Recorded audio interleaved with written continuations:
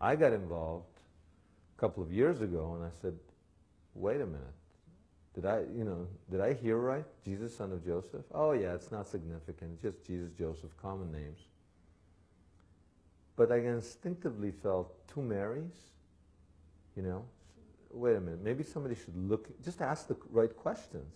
I don't know what the answer is, but so that's how I got involved. And the minute I realized that the second Mary, Mariamne, is Mary Magdalene, that's Mary Magdalene's real name, and I said, we got something significant here.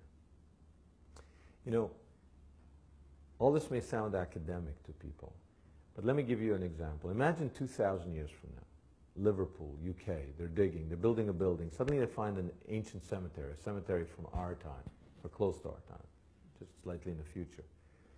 And they find, in Liverpool, George, John, and Paul all next to each other, tombstones. So people go, wow, could this be the Beatles?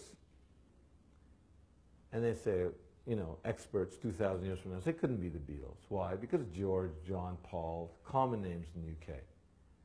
But they never go to a statistician and ask, how unusual is it to have all three next to each other? And by the way, there's a fourth tombstone, Richard Starkey. Well, it isn't Ringo, is it? It's Richard Starkey. It's not Ringo.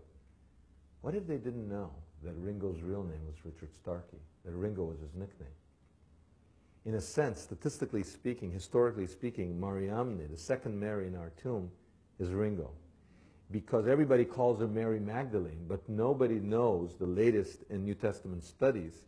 And the latest New Testament studies say her real name was Mariamne.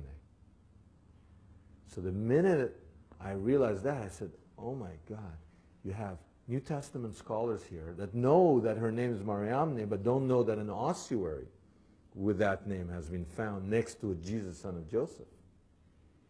And the archaeologists who know that this ossuary exists don't know that her name is Mariamne.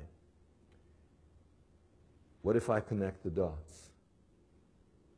And that's how the investigation began.